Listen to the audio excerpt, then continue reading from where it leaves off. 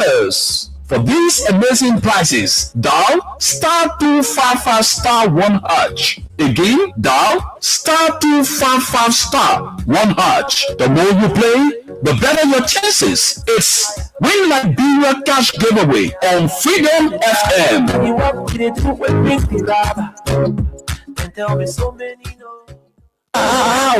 Bring her to go to the main store. So the man wanted for you to go steal from the web store. Yeah, he said I'm joining to go steal to the web main store to get money to the store. That we go take it from there. I said, my man, we buy for the same leisure. And how can the people catch you now? The people, before the man called me back, I was on the 18th.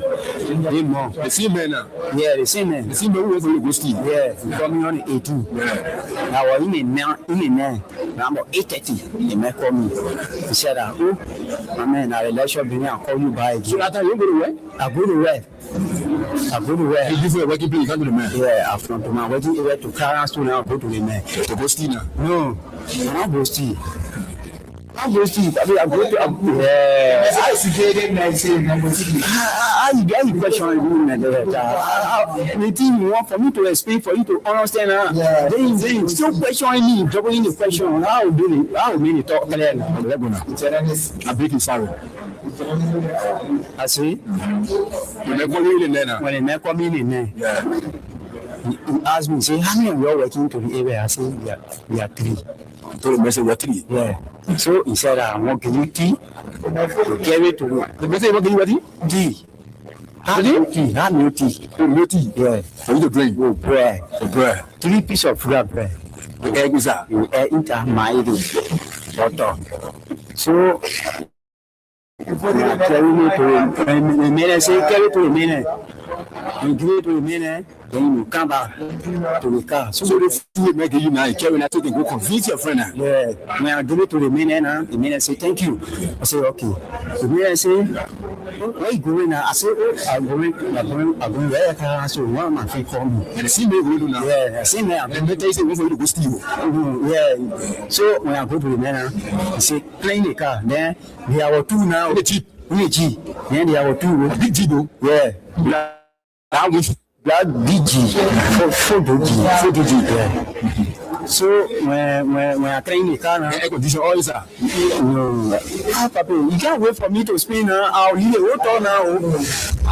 You can judge people. I don't ask any question, sorry. You can judge people that can hear. No, I'm a journalist. I beg you, sorry. The way you talk the question, when I say when I move from here, I'm free. When I say when I move from here, I'm free. You said one time again. I want to really talk to you, but double in the question. Hi, looking, then you want force no more word there again. Why not be looking to the top? I'm not going to again. And said you come to the office of USP. The tea is made the minute you come to the you say you carry the tea to the man. I say carry the tea to the man and you come now. So what next now? For me, I will not there. Nobody you get in there, you say ask me too much question. Hey, that's what they say make egg and bread. Okay, sorry. Now I say sorry now. Okay, sorry. I will not ask you the question again. Okay, sorry. When I give me answer now, then you okay. Explain again. I'm not asking you no more questions again. Okay, that's why now. In the say I'm in English. Sorry. See, I need you take that. You take that. I taking time. Okay, sorry. Okay. Say that I take time to explain. I'm filled with a profound sense of gratitude and humility. It has been an honor and a privilege to serve as your president and commander-in-chief for the past 6 years. Together, in 2018, we embarked on a journey to build a united, peaceful, and prosperous Liberia.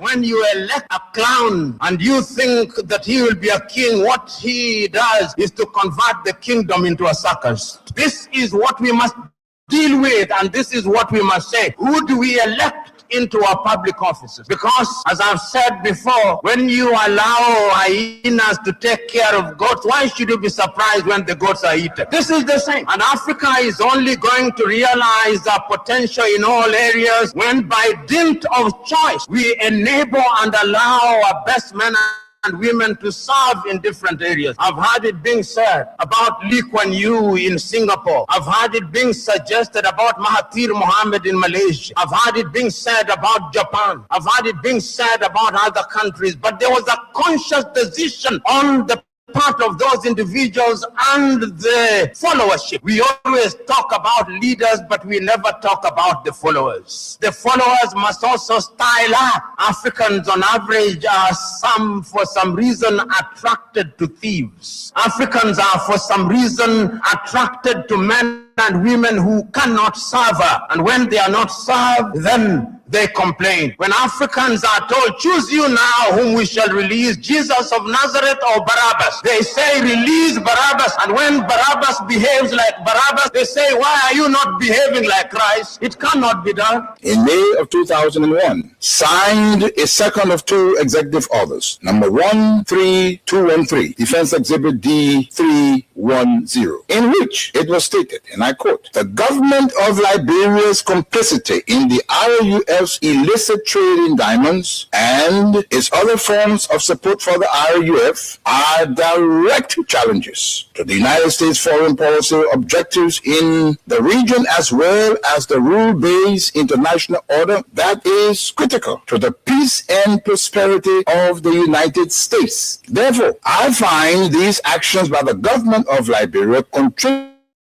to the unusual and extraordinary threat to the foreign policy of the United States described in Executive Order 13194, with respect to which the President declared a national emergency. This executive order did not say the alleged complicity, it concluded the complicity. The conspiracy was born, all systems put into motion, and here I stand today. I never stood a chance. This is the broader contextual matrix that regrettably did not and still has not seen the light of day in these proceedings, despite the gallant efforts by the defense to unearth and reveal the contextual framework behind the charges against me. Now, with the two executive orders, the dogs were let out, so to speak. What followed was a dispatch of the attack pack led by Lieutenant Colonel David Crane, Defense Intelligence 30 years prosecutor. He, Crane, unlawfully unsealed the court's sealed indictment to his handlers, senior U.S. government officials at the U.S. Embassy in Freetown, and was never held to account. The rest of the operational team are Colonel Brenda Hollis, Defense Intelligence, CIA, U.S. Air Force, Senior Trial Counsel, and now prosecutor James C. Johnson, U.S. Army expert, 20 years on conventional and special operations, Chief of Prosecutions for the SCSL. Alan White, 30 years, Defense Intelligence, recalled from retirement to head up investigations at the Special Court of Sierra Leone. Stephen J. Rapp came on board as Chief Prosecutor for a short time of experience from Capitol Hill, where he served with the U.S. Senate Judiciary Committee sometime before. It came as no surprise to me that as a reward of sorts for Stephen Rapp's diligence in the execution of U.S. foreign policy objectives through these ad hoc tribunals, he was appointed U.S. Ambassador allied for war crimes issues. In support of the contextual framework of politics, on February 8, 2006, Lieutenant Colonel David Crane, prosecutor, appeared before a U.S. Congress subcommittee on Africa, Defense Exhibit D404, and spelled out in clear terms the decision taken in support of regime change in Liberia and what needed to happen to solidify that process. There was little mention, if any, in his testimony about Sierra Leone. And here is what he said. I posit that 5 years from now, when the international community is challenged by other crises, Taylor in Calabar, under the protection of Nigeria, will make his move. We will wake up one morning and watch on CNN as Taylor rides triumphantly down the main street in Monrovia to the executive mansion, daring all of us to come and get him. Unless he is handed over to the special court for Sierra Leone, this scenario is not out of the realm of possibilities. He then asked, how do we assure Liberia's future? And he answers that. Ultimately, he says, what we do about Taylor in the next several weeks will determine the fate of Liberia and the new administration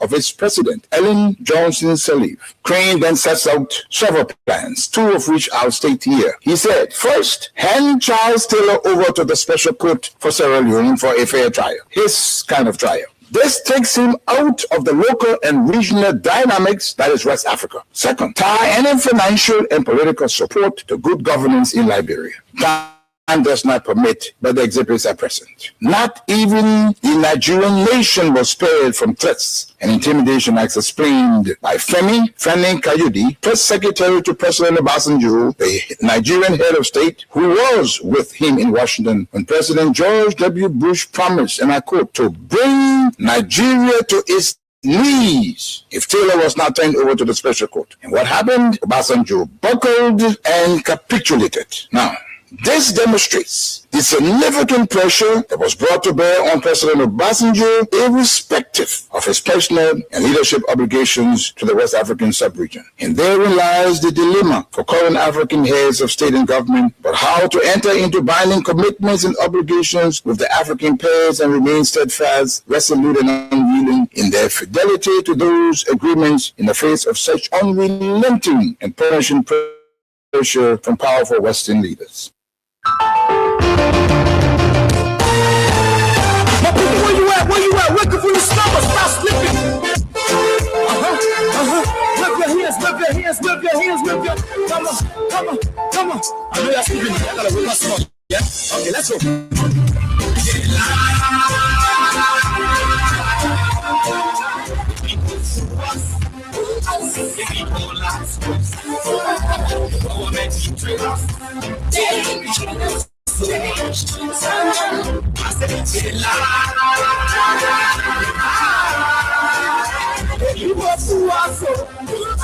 People lie to us. The government betray us. They get loud, they get deep, we tired with their lies. We tired with their promises that let us go our damages. We tired with their speech they put in DNA. You need to deceive us. Until we saw it frustrate us. So why does you lie? Why does you steal? Why does you allow the innocence to be? We just tell you. Now why we go tell you? But you screw us, you screw us, you use us a little abuse us. So why? The government should lie. Why? But now the question that we have.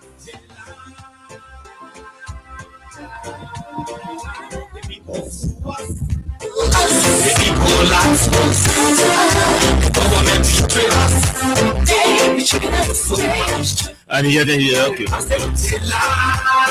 It's another beautiful night, beautiful moment in the Republic of Liberia.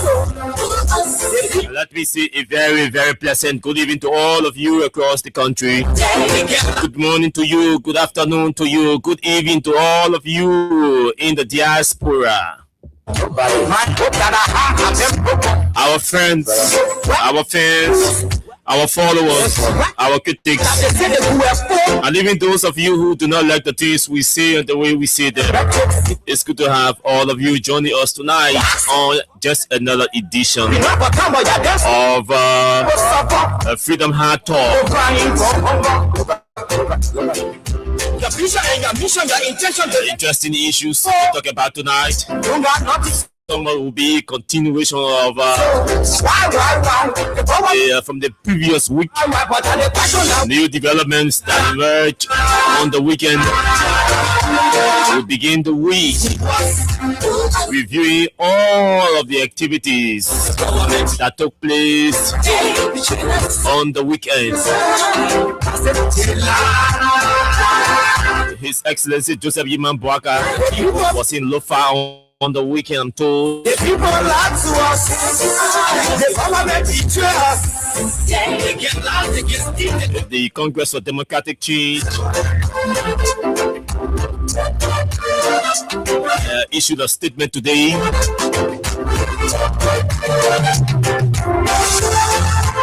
We can go on and on to talk about the this whole conversation about the Ebola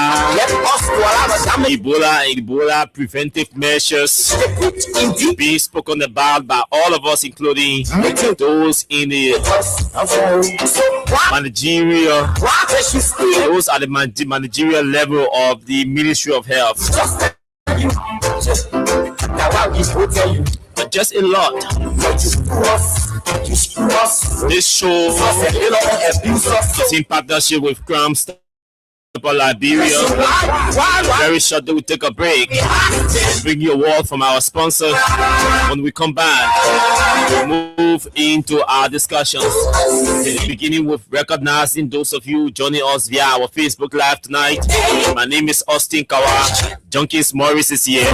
Together we are driving you straight up to 10 o'clock. I may not be here up to 10 o'clock. I'll be leaving just after an hour from now. At this break, to be right back.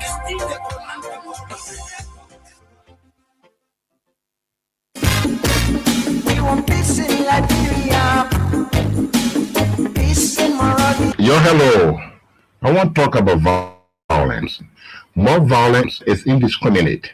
It can happen for any reason and to anyone. Until we do something to stop the surge of vigilante-style justice in this country, none of us will be safe. My Liberia is Liberia of hope. In my Liberia, it is possible. Violence is not part of my Liberia. Violence leads to property damage, injury, or even death, as we are seeing recent months in several parts of Liberia, including Monrovia. Talk to people in your community about violence. Stand up against mob justice. Be a community hero. Liberia is all that we have. We must all unite to uphold the rule of law. This is Old Man Sam Sion, your community crime fighting partner. Thanks for listening. This is Old Man Sam Sion. We want peace in Liberia. Peace in Monrovia. We want peace in Liberia. Thank you, Old Man Sam Sion. Crime Stopper, thank you very much. Junkies Morris, what's up? Greetings, Ostu, and greetings to the public. Those following us from the diaspora and all of you following us here in Liberia. I want to say a pleasant welcome to you on this brand new week edition of the program Freedom Hard Talk here on Freedom FM 87.9. Ostu, how was the weekend and how's the family? Weekend was okay. God money us. I tell people God money us. God is good to us. So yes, that's why everything we do is on God, So our hope, our reliance, our only hope, our only reliance is on the old man. So we give him all the praise, all. They got a song called "We Give You All the Glory." Yes, we worship you, our God. You are worthy to be praised. So yes, God. So let's welcome those of you joining us. Can you please help me with the start from up there? Let me see. Okay, Stanley Busso has joined us. Corporate reader Alexa Morba, Alaska P, Terry Conan, Venetius Junior Bar, Gift Igbedi, Bobby Bong. G-O-H-N, Bobby Gong, Ambassador Wharton, Morgan Junior, Sunday, Saturday, Zonwi, Wondule, Prince Shafa, Mantonian Son, Agatha Glasgow, Samuel Kofi Woods Jr., Moses, Sikolo, Kwame, all of you, welcome to the show tonight. Welcome to the show. Jerison Tukpa is following as well. Augustine Tali, Verma McIntosh, Samuel Hollywood, all of you, Ambassador Dayton Carter, Samuel Hine, Benigo Basi, Mawata Ability, Ome Zoko, and who else? Who do I see there? William Masakwe. It's good to have all of you joining us tonight. Junkies one. What do we? I thought Alex May was coming up here to get me water. Yeah, I'm sure he's full. He will be here soon. So it was a hectic weekend, and it's good to be back here. To all of you, I like the way some of our people can check on us.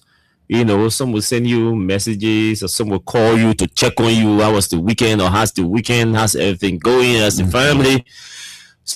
Yeah, so we know that we are building a relationship beyond just you watching us or listening to us, via the radio or what have you.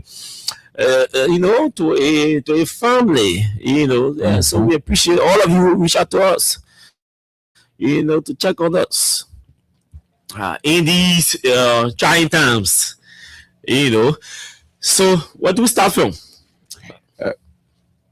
Yes, basically, let me roll it out quickly for our menu tonight. Straight to our production room. The case regarding the late Tony, that's the late wife of Mr. Samuel Jackson. The report regarding the autopsy and all other reports that should accompany the investigation that was launched by the Liberia National Police under the stewardship of Mr. Gregory Como in 3 days' time have extended to more than 2 months. That is an issue. It will be discussed tonight. The Unity Party National Executive Committee issued a press statement in regards to the Nimbo establishment. That's the establishment of an institution that's meant to support Mr. Boakai.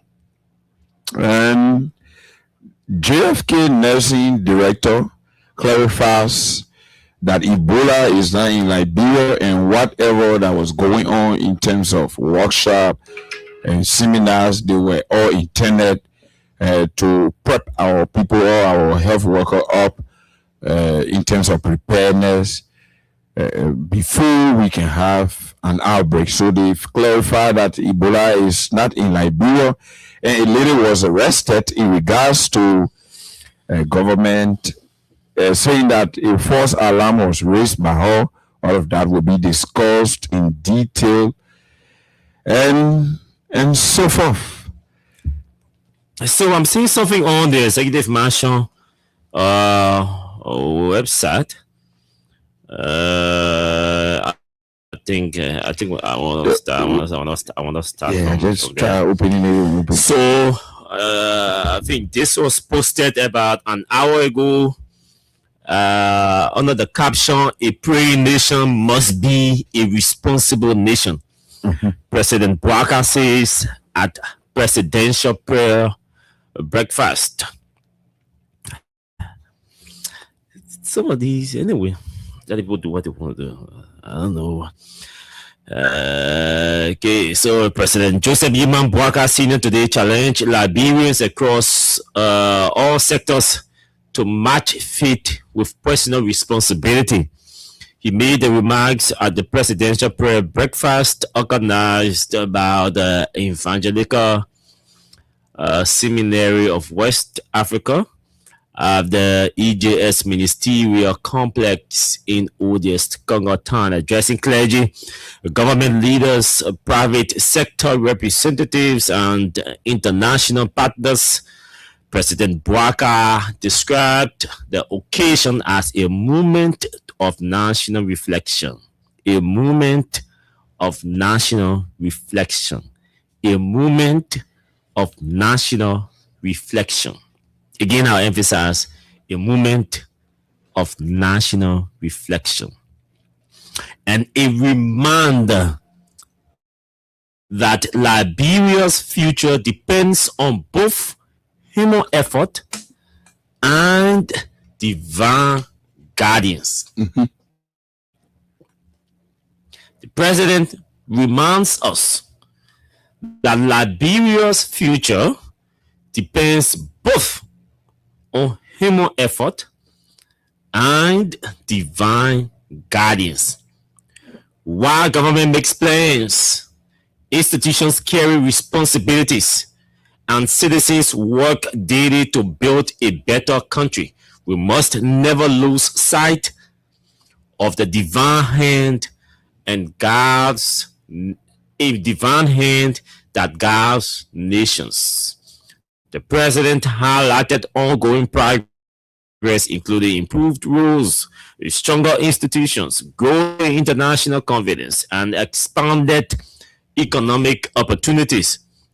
He cited Liberia's recent election to a non-permanent seat on the United Nations Security Council as evidence of renewed global trust in the country's domestic stability and leadership. And so we can go on and on. It's a long piece. I like the portion where he spoke, where he mentioned, where they mentioned in the statement about a moment of national reflection. And you see,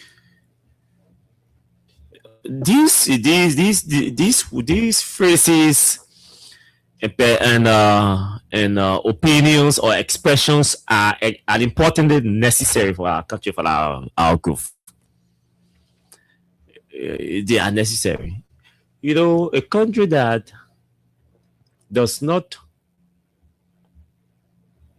prepare a space or create a space for sober reflection, for deep reflection, then the question is, what are we capturing in our reflection as a country? Where is our reflection taking us? When are we going to get to where we want to reflect about? Are we reflecting on the past and restricting it to only governance in good times and forgetting about the hard times that we transitioned from to where we are today? What are we reflecting on? Somebody say our past. Where exactly? Where in our past, that space? What are we taking from there to reflect on? What are we considering? What is our reflection considering? And I wish I could ask I will have the president seated right before me, you know, as a guest, asking him some of these critical questions. Because now, when a leader speaks about reflection, we are talking about our past, where we have come from as a country, where we are and where we are headed. Yes. Let's say they reflect. We know the president is before us. What happened yesterday when I was vice president, comparatively to today when I'm president, or when I was LPRC managing director, or I was at LPMC, governance, the state of governance then, comparatively to the state of governance when you were vice president and now you're president. The vases, those vases that led us into the decades of wars we fought in this country. is our reflection, considering the vices that put us into conflict, into civil unrest. So it's not just about, posting on the executive mansion website. The president may say foreign things. But Junkies people, his lieutenants will have to be there to ensure that the actions of the government match the president's utterances. Practically.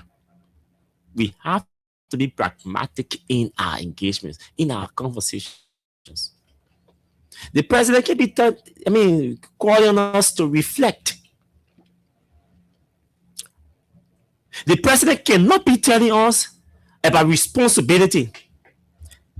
Read the caption. The caption is important. He said, a praying nation must be a responsible nation. Yeah. A praying nation must be a responsible nation. He said, while governments make plans, institutions carry responsibilities, and citizens work daily to build a better country. We cannot be reflecting and exclude the issue about trust. Because we're talking, the president talking about a praying nation being a responsible nation. The nation is just a space.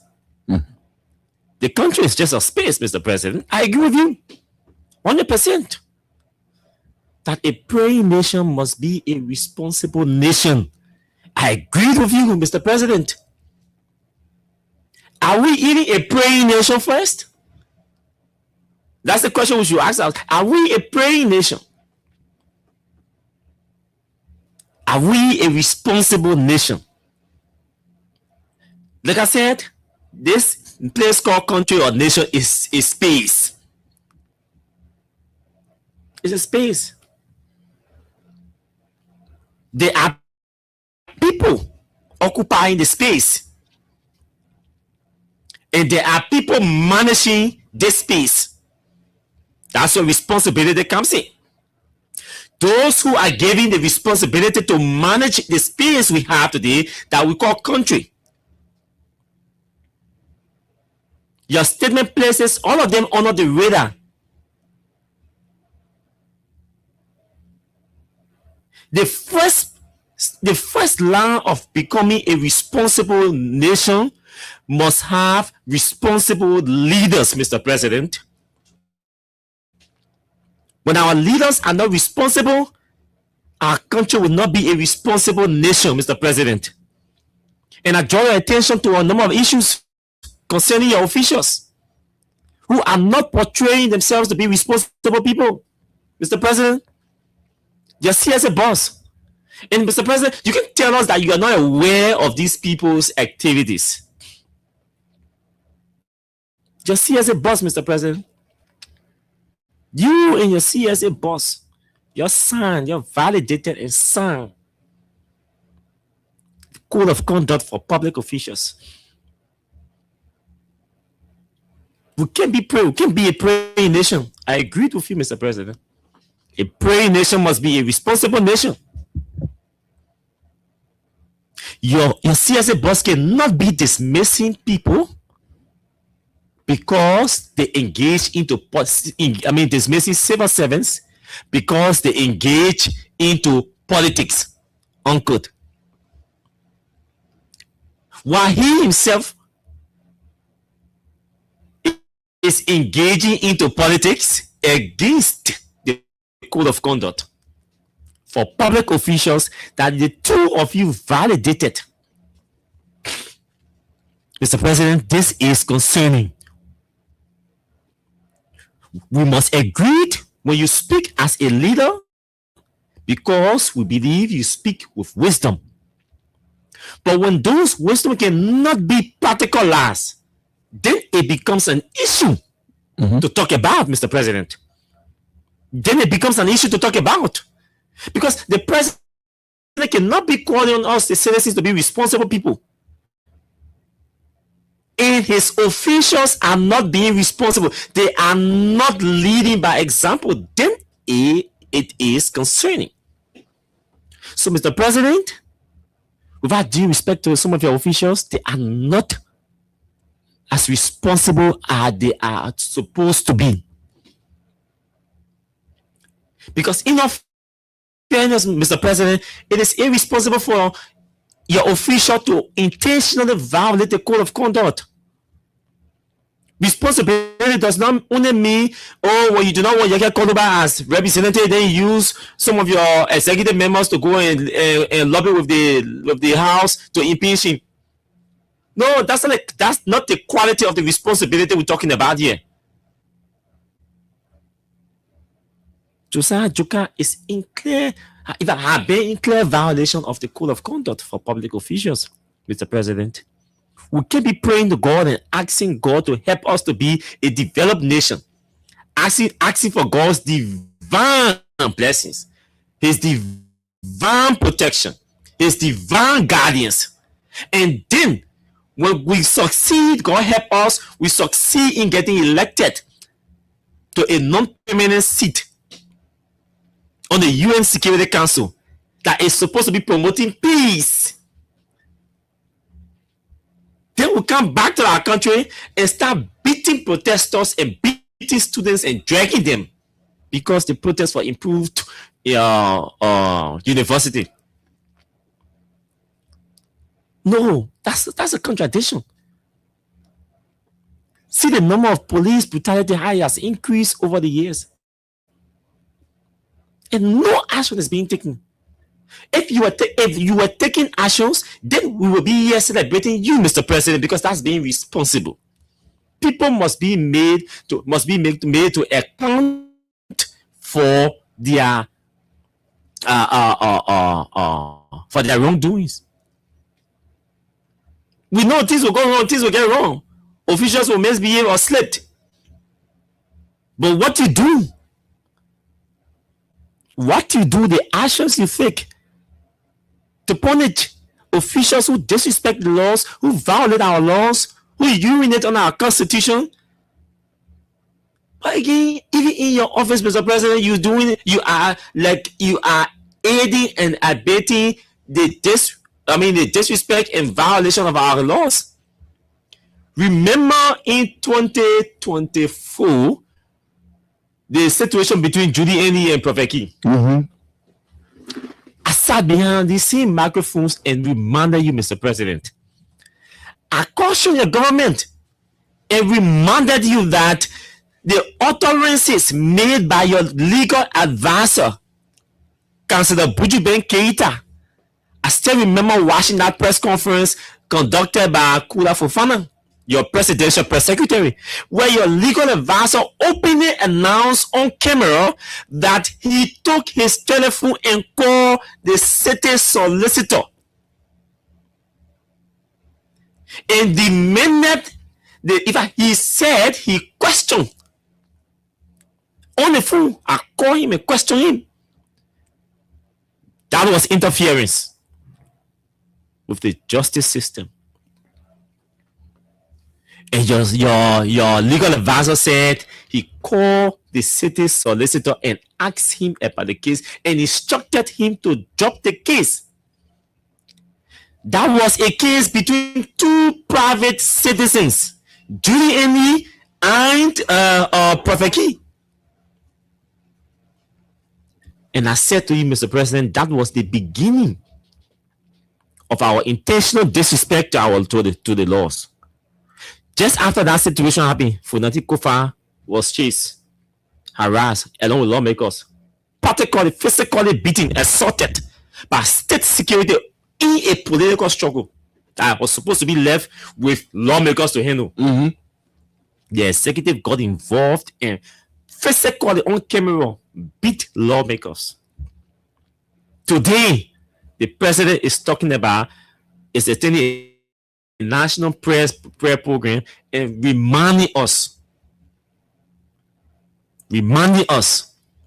to reflect on our past.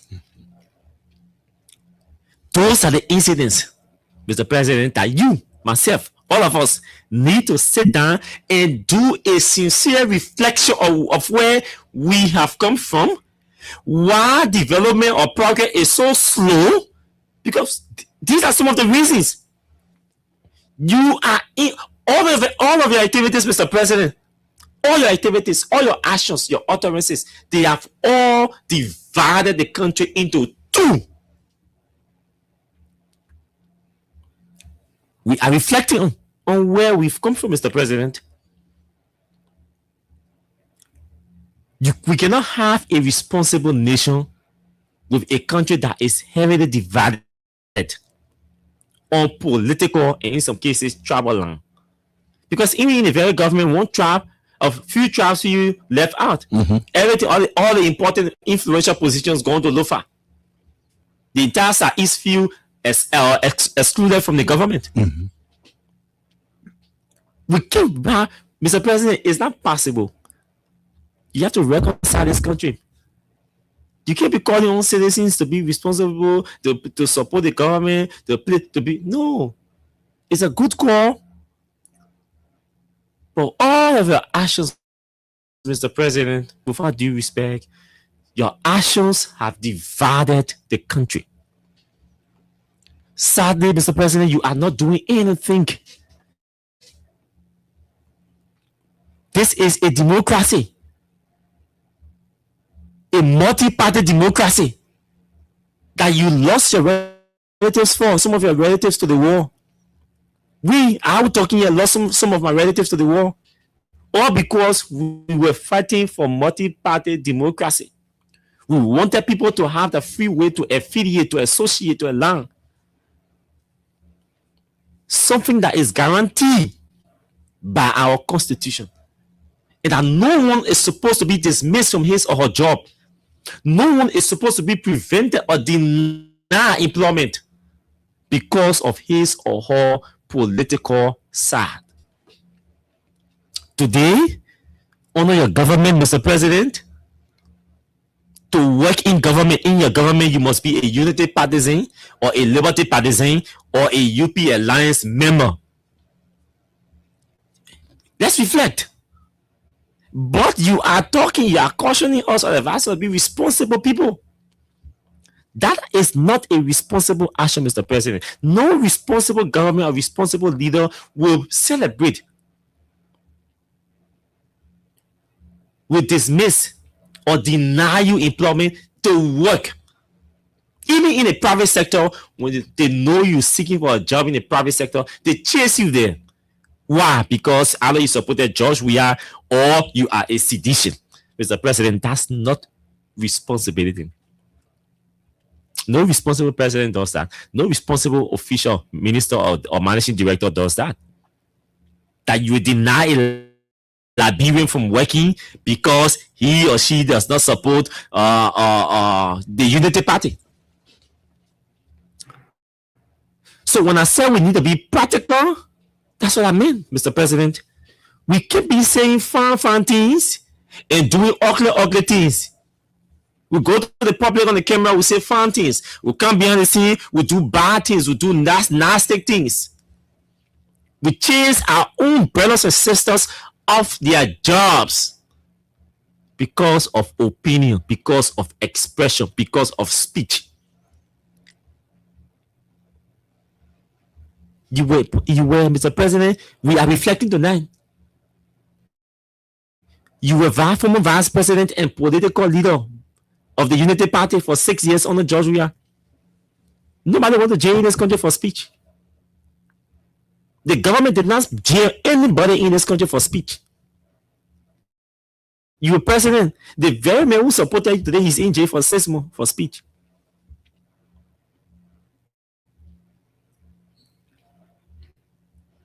Mr. President, we are reflecting. And we are accepting your call on us to reflect, and we are also asking you, Mr. President. We are begging you. It's time to sit down also as the head of state, as the president for our country, to also reflect. You need to, Mr. President. You need to reflect. You need to reflect deeply. You see where we are as a country. Your officials are, look at all your party executives. All your party executives are in government. wearing Unity Party t-shirts at Unity Party programs against the code of conduct. That is irresponsible because it violates the code of conduct. The code of conduct is a statutory law. Your officials cannot be violating the code of conduct and you're talking about being responsible. If you want your citizens to be responsible, your officials must first exemplify responsible behaviors, responsible attitudes, responsible utterances. You can have a deputy minister in the morning causing somebody, in the evening causing opposition leaders. You have your information minister causing people mind, causing people power all around here, and you're talking that you want your citizens to be responsible. Responsibility starts with your officials. It starts with you, and then it spreads out to your officials, Mr. President. If we all must help or support the leadership that's in charge, we can bear our opposition opinion to your governance. We can maintain our side, but support you if you do the right thing. Criticize you or critique you or disagree with you when necessary. But we don't have to fight. We don't have to divide ourselves on party line. We don't have to build enemies because of party politics. You can't deny you are president for over 5 million human beings, Mr. President. You can't deny them job. You can't start denying your own group jobs or employment because they do not support your side. 5 million human beings will not support you. This is a multi-party democracy. So your officials need to start being responsible first by respecting our laws, by respecting people's views, by respecting people's affiliation, by respecting people's space. State security must be responsible enough in handling crisis, in dealing with protesters. You can't be, using force heavy on students, dragging them, but making some of them all the time, so that they're not mistake. We are a praying nation. We should reflect. The citizens should be responsible. Then the official will be irresponsible. Your managing director of the port publicly accused a law firm wrote all his counts. Chinese people. You spoke about international reputation here. If Chinese investors got duped by a managing director at the port, to date, Councillor Johnny Momo, on behalf of his law firm, wrote the Liberia National Police requesting them, complaining the MD Sekou Dougle and urging the police to begin an investigation. Today, Sekou Dougle has not been investigated because the police is supposed to investigate, charge, or stuff. The Chinese investors were beaten. Nothing came out of it. A Liberian lawyer engaged the government, the laws. Still nothing happened. Why? Because Sekou Dougle is the darling ball to Mamaka Belete and Fatou and Katumu Bwaka. So he's above the law. Mr. President, you want us to be responsible? How? When your officials are the ones violating every law in the country. There's no law in this country that the Unity Party officials have not violated. All the laws in this country. There's no one law in this country that has not been violated by the Unity Party. Your officials. All your people, party executives, your minister of youth and sports now. I think somebody says she's a content creator now. So, Mr. President, we'll play our part here. will play our part, but you need to do well. On a serious note, you have to do well. Your officials will have to do well. Yes, your officials will have to do well.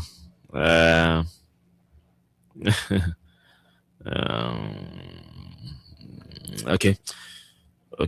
So I think we can stop on that note. So let's play this video. Wait, Osta, let's play this video from her arrest, and then we can move on.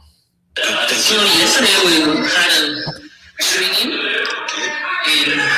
slash meeting wherein the nursing directors of GFK, the people are nursing directors, Mrs. Jokol and came to talk to us. The nursing directors, Mrs. Jokol and me, is one of the managers at GFK. Okay. The both of them came along, they did a training. It was an in-service training. After the training, like there were some PPEs. Yes. So they were like putting us on the alert that we need to be very careful once we're giving care. Yes. Even when we going into any patient, we should have long sleeves on, and we should make sure if we're not okay with any patient, we should get a PPE on to keep safe. The reason of this alert is because some of the people many in Uganda were doing things in their team. And these people bashed the airport. And the airport authority, that was Mrs. Joko, was saying it. He said the airport authority didn't notice until they already passed notice that they came from Uganda. He said, among these people, about 5 of them were sick and was brought to GFK. You were sick and what? They were sick and was brought to GFK, and they were showing all the signs and symptoms of Ebola. Their eyes were red, their ears were red. Who was saying this to you? Mrs. Joker was saying it to the body, the entire body. Yes. Their eyes were red, their ears were red, and all the signs. GFK couldn't handle it, so they had to call the surveillance team and hand over the case to it. Yes. They just say as with precautions, at least everything we do, we gotta be very careful, even though the Ministry of Health have not come to say it yet, but we should be careful because as nurses, we are the first liners. Yeah. So they just thought of telling us.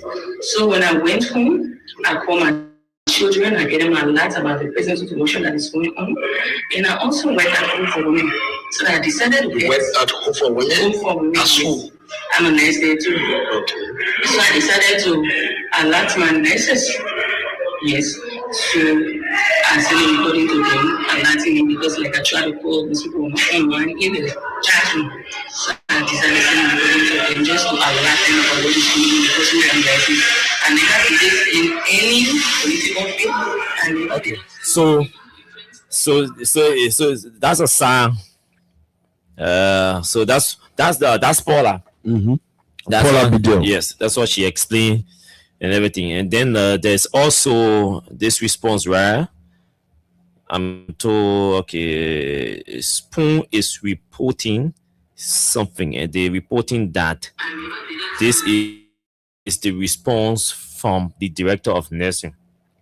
So we have the reference Spoon because we're not seeing their hard copy, whether she officially issues. And so this is what Spoon is reporting about. I mean, as a response to a response from the director of nursing services at GFK.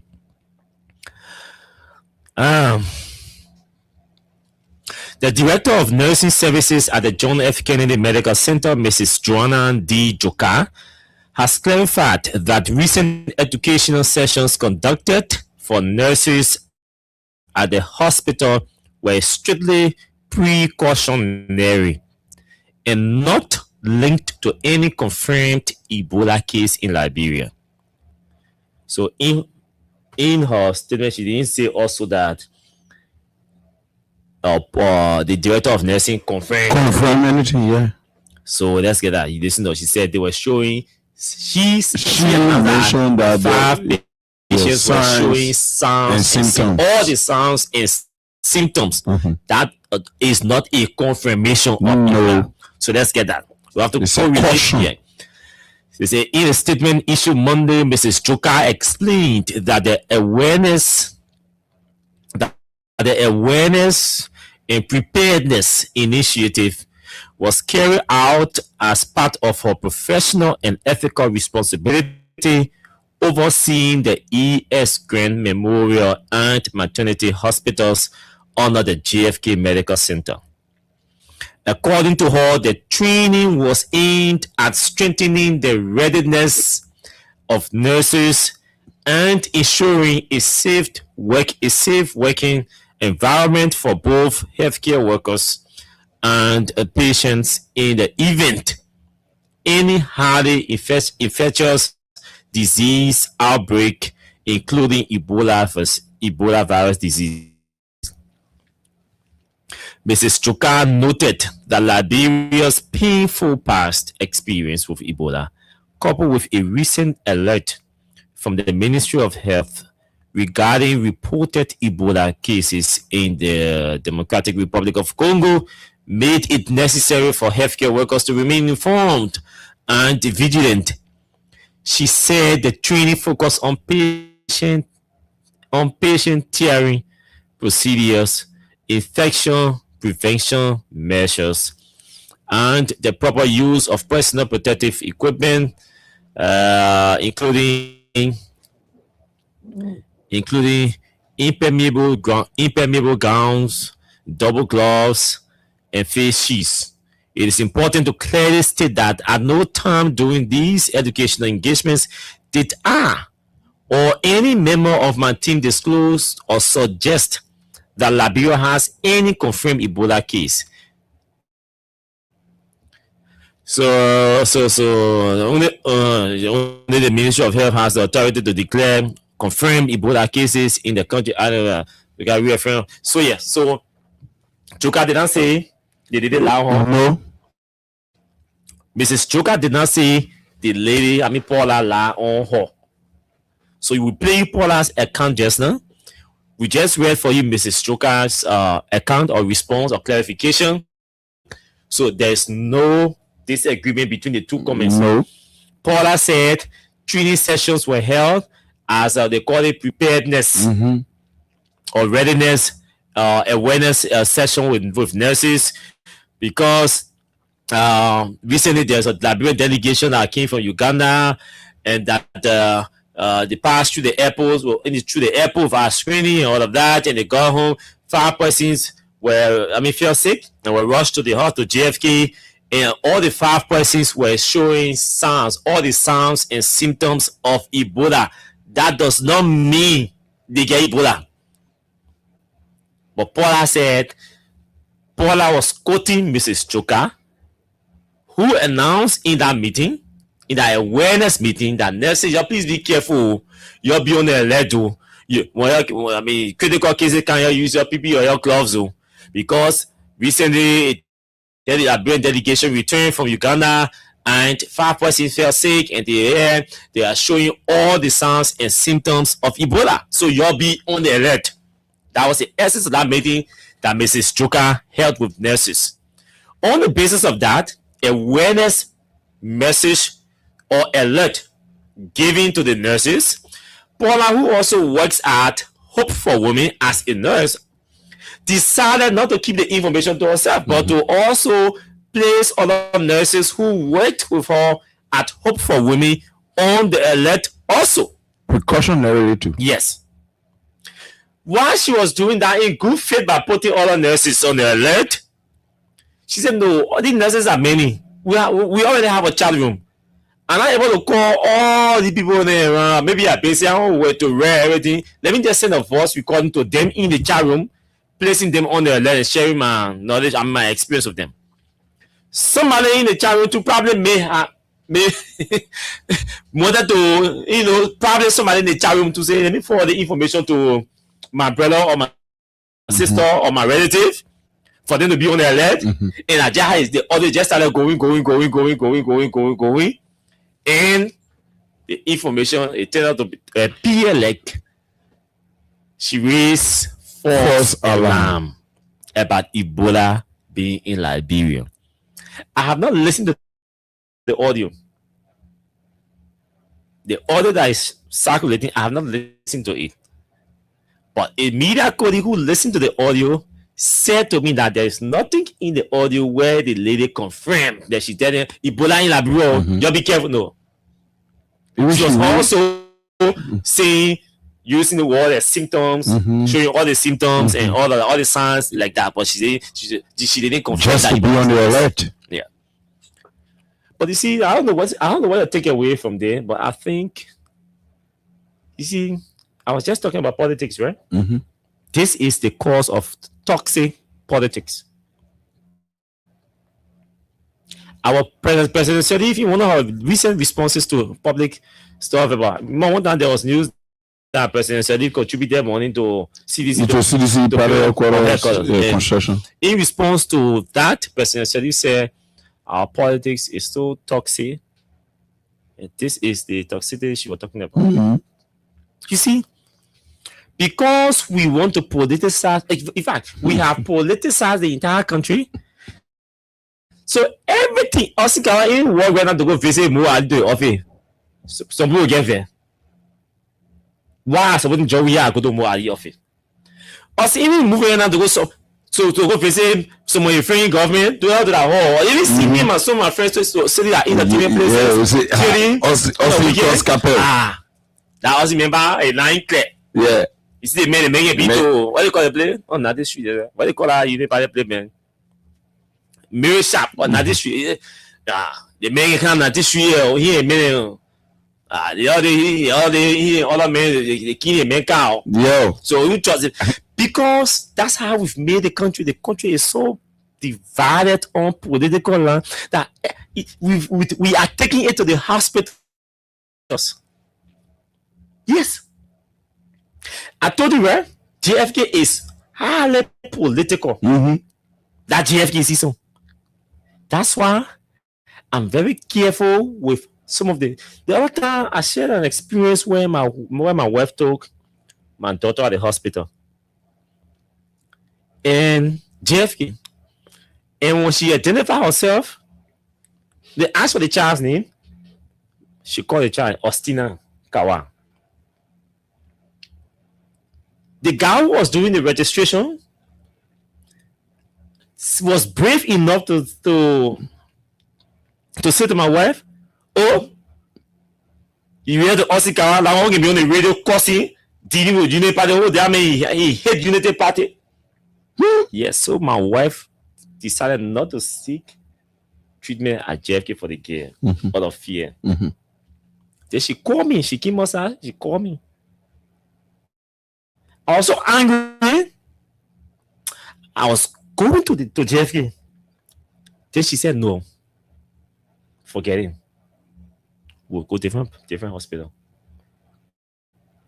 And that was the second time. That was her second experience at JFK.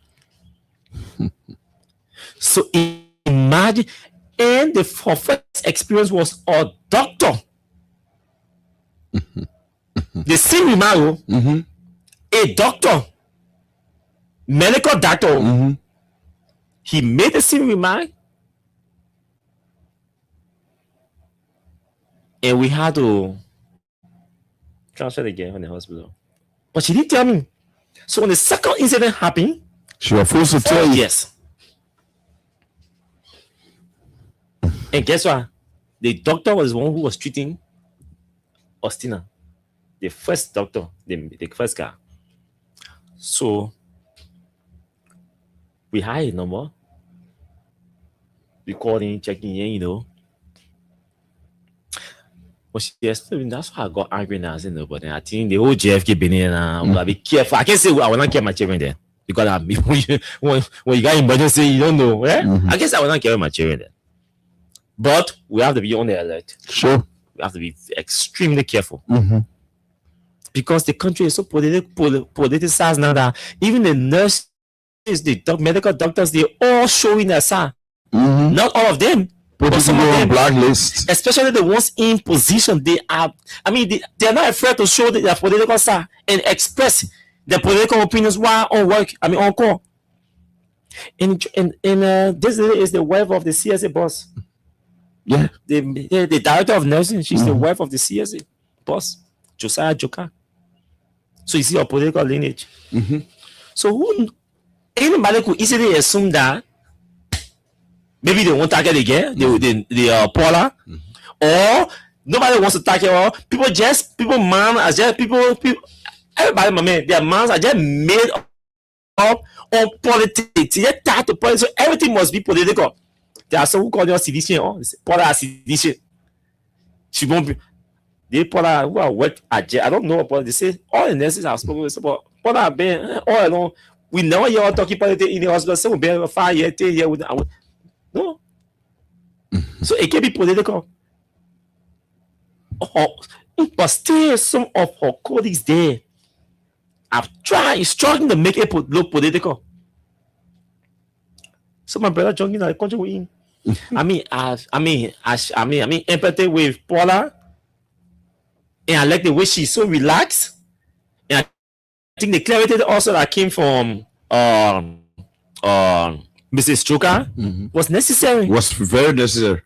The clarity from Mrs. Joka was necessary because imagine Mrs. Joka had not provided that clarity, or she had provided a clarity that will contradict what Paula has said.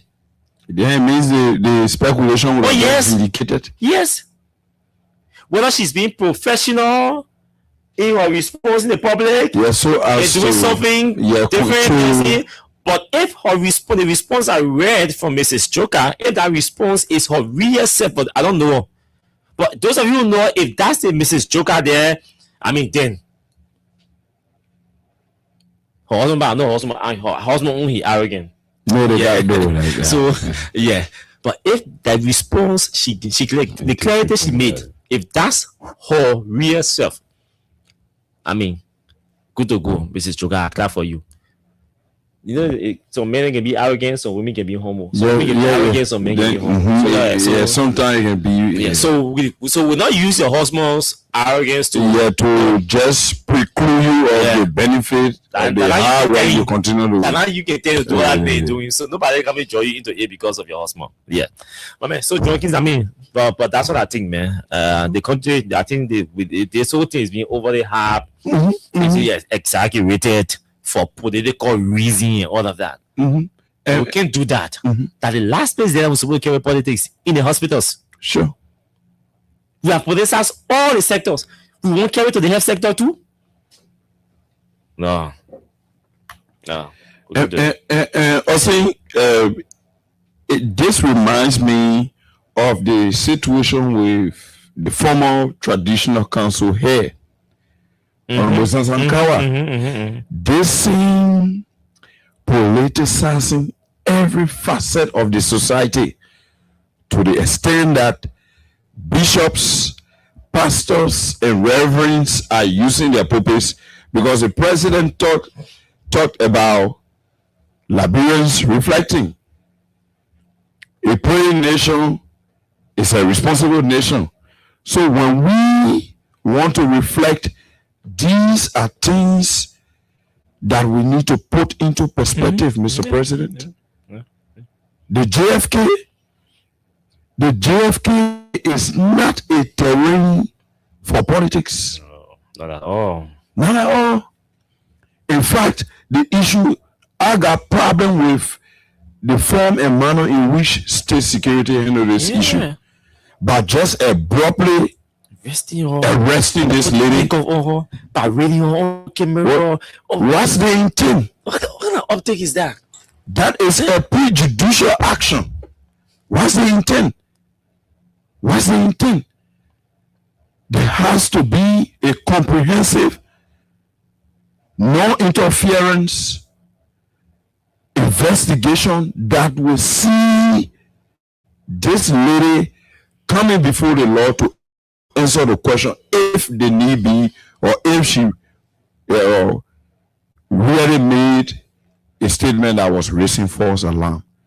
But rushing in to arrest this lady, creating the scene as if it is us versus them, is permeating every facet of the society, Mr. President. that you are calling us to reflect. You as a president will now need to take the lead, because where it is extending now, it had become an existential threat for the existence of Liberians, to the extent that I will now support Liberty Party, because if I openly support Liberty Party and go to the hospital, my life will not be safe because I openly supported Liberty Party. Mr. President, you will need to take the lead. We will reflect, Mr. President, if you take the lead by calling all of our prominent Liberians, particularly those who you perceive as your political opponents, around the table, to have a sense of atonement and reflection that will allow reconciliation and unity, Mr. President. Like Austin said, we cannot be saying these things on our lips. Mr. President, these are not just talking matters. These are matters. These are issues confronting us and requiring stern actions from you as a president, so that those who you are leading will follow suit, Mr. President. For instance, us saying the public, the president is alleged by Sheikh Al-Mustafa Kuyate, ambassador at large of the Unity Party government. Is alleged that the president of the Republic of Liberia is not speaking to the immediate past president, who did not give him any hard time in getting the seal of the presidency.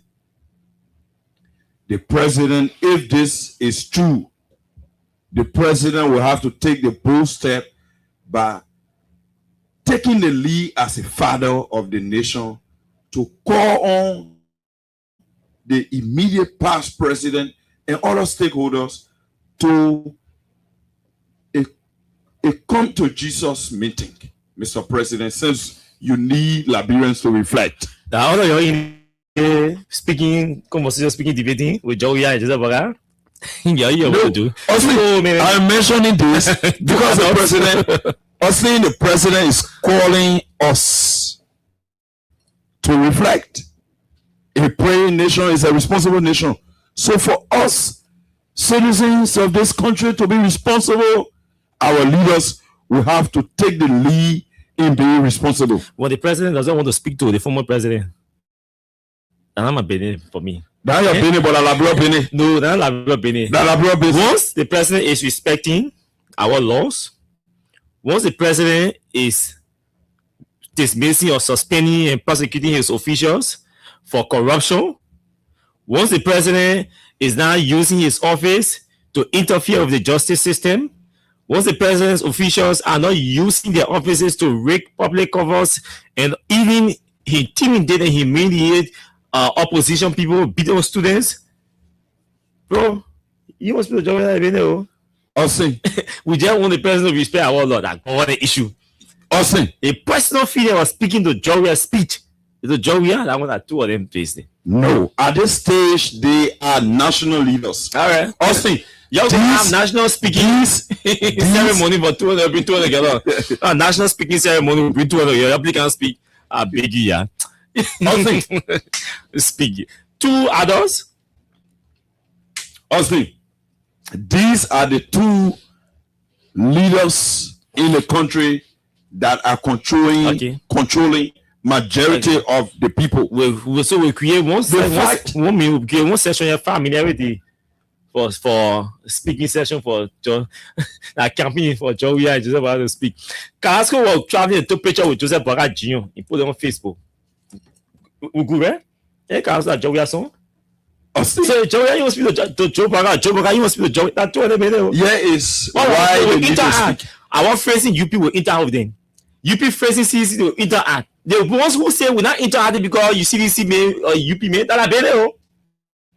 That's their business. Joking. The country too small, too toxic. It is the country too hard. Also, Probably talking speech, baby. the leaders. How many years? It is not particularly speech. How many years? It is not particularly speech. How many years? Austin. Is there how many years? Austin. You know how many years you've been talking to Mr. President Boakai to reconcile the country? But Austin, that's what I'm saying. The president is calling for us to reflect. And the president is further dividing the country. So it is not mere speech. Yes. It is speaking to one another and in their private life. It's not an issue. But these are people who are leading the country. The fact that we is the largest political party leader in the country, is a prominent stakeholder that needs to be considered in every conversation. So if us and myself not speaking, how do we do Freedom Hard Talk? And Freedom Hard Talk is here for a singular purpose in the interest of the people. And Joe Boakai, the president of the country, and Dr. Weah, the former president, are leaders who are interchangeably leading this country. So it is onus on the present and current president to open the avenue for these conversations. Okay, so because Mr. Weah too may have his part to play in making sure that the Boakai regime succeeds. Okay, that's why we have created that opportunity. In the case where Boakai to provide his expertise. The last time I listened to former President Sirleaf, and she said she and the current president have not spoken for long, or they don't speak too often.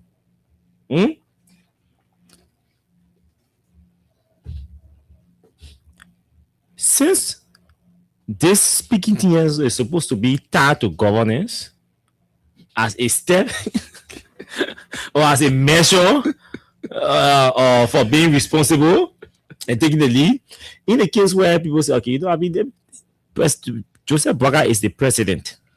Yes, Mr. Weah, you are the former president, but you are a small brother to Boakai. You can be Boakai son, sir. No, you Boakai son. Joya 59, right? Yeah. 59. October 4, May 16. Boakai 81, right? Yeah. 59, 81. Yeah, you can be, yeah. So you can be son, you can be son. Yeah. So you can. In this case, we're talking leadership. No. We're talking reconciliation. So they say, okay, you know what I mean? You the small boy. With avenue, you call the president. Don't go to him. Just take phone, you call him and speak to him. So, what he was saying. So what that could not be considered with the situation between we and Guinea? What were you saying? Why it could not be considered? What were you saying? Were you agree with Joey take phone and call President Boakai to speak to him? Were you agreed? Were you support? Okay, under humility, right? Under humility, I support that. Okay, they will go. So, but guess what? Yeah, that rationality working here. Outside this platform, the supporters of John Suya does not. I mean, we wouldn't see it that way. Yeah, they would tell you no. That's the point. Even tonight, now we're talking. That's why it's only to take leadership right now. Even what you are just said, yes, that in the case where it's okay, President, we are you the small boy, you can be a son of a so you will be the one to call him. Now the thing we're talking here, Nana, you Man City. The best Man City, Nana says she very bad. Why we say anything? So this is the issue with the country and supporters. That's my point. It's dividing the country further. Okay. So it starts from the leaders. So in mitigating this, so Boakai supporters say no, Mr. President, you're not doing it. This problem of division. Boakai supporters say no, Mr. President, you're not doing it. So who is on us on that? The leader to say, because when the leader speaks, the follower follow. Who the leader here? In that case, Mr. Boakai. Why not Mr. Weah?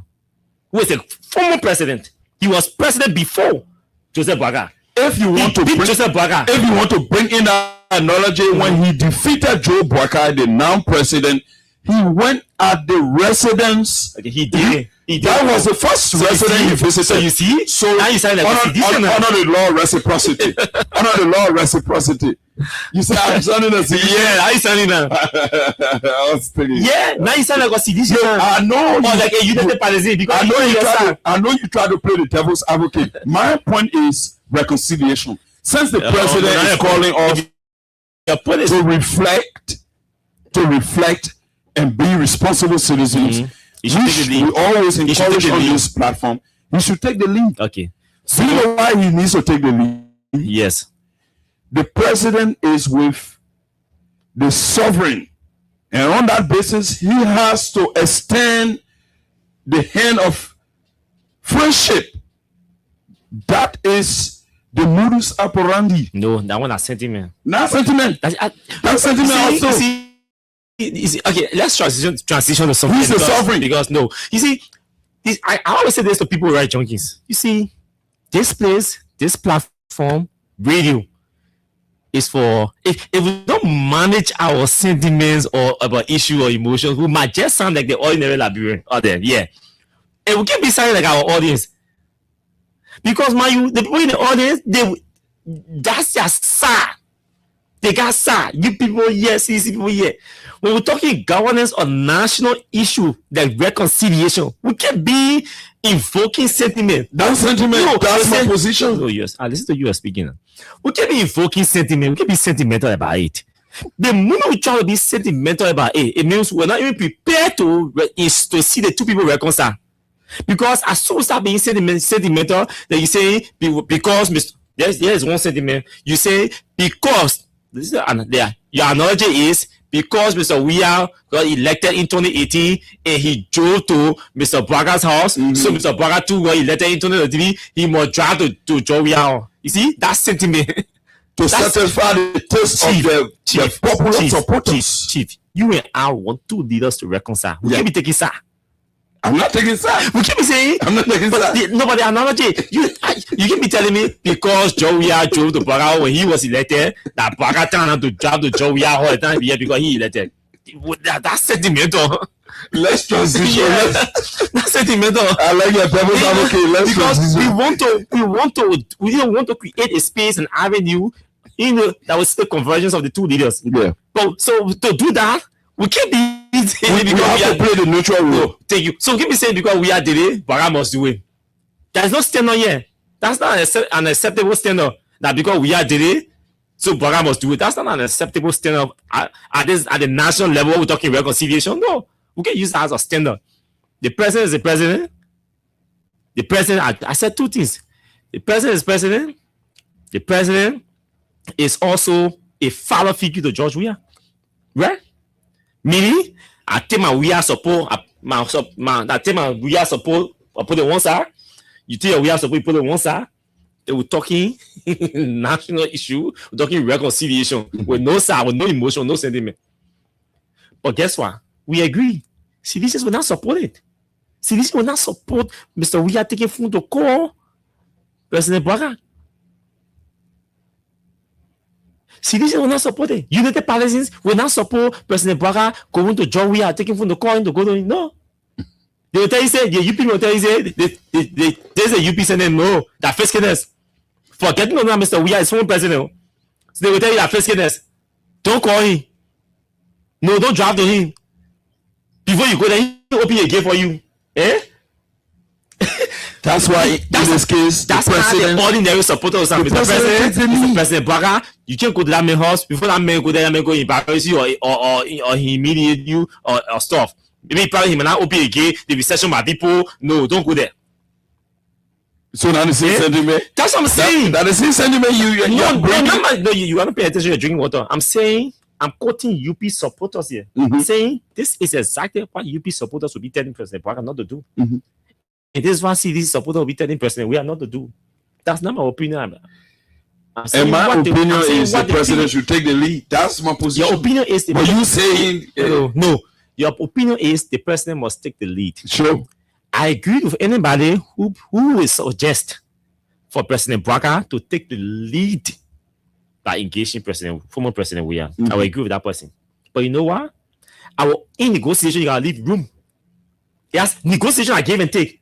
You can't take all. You can't take it. You can't go to the negotiation table with the man that you want all. No, 100%. So if we want to see the two leaders reconcile, come together to reconcile, and look, we sit on the table and leave room, give and take. Yeah, someone got to give. Mr. President, you can't do this. Mr. Former President, you are giving to this. Mr. President, you have to give into this.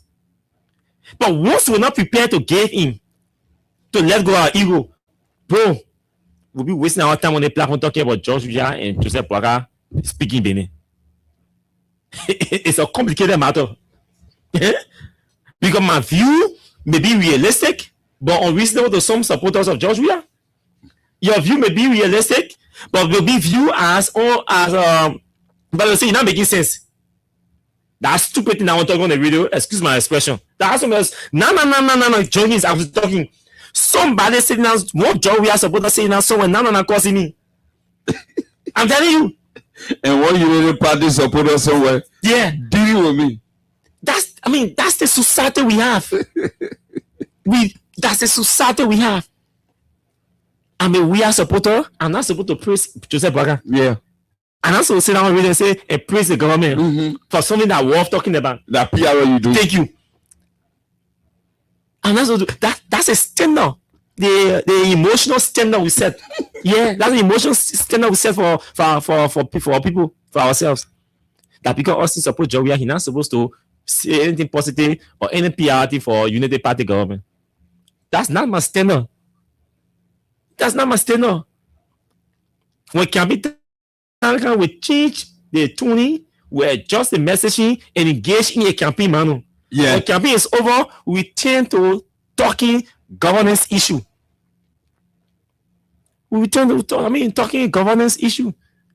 And I agree with anybody. The president must take the lead. But if the president is not taking the lead, supposed to say no, what do we do? Can we talk to our own president too to say we are saying that the issue? Who came with that president? Who would be the president? Who would cross the president? Yeah. Was small. Your man would just, you and your other man won't fight. Your friend would just draw a line and say, man, who crossed the line? Yeah. You the strong man. You sure you won't fight, can't cross the line. Yeah, we sure you won't fight, can't cross the line. So how are you looking? So honestly, to transition, the Unity Party National Executive Committee had a press release published. They want the pressing file onto the the same Unity Party that said TIF 5. And denigrated father. So Unity Party UP National okay, that's what exactly the Unity Party welcomes the establishment of nimble and commends Honorable Thomas P. Fowler for his unflinching confidence in President Joseph Boakai Sr. The Unity Party extends profound appreciation and commendation to the vision bearer and founder of the National Independent Movement for Boakai. Oh, but I mean that forget about that statement. Anyway, that really people statement before they say that you be statement so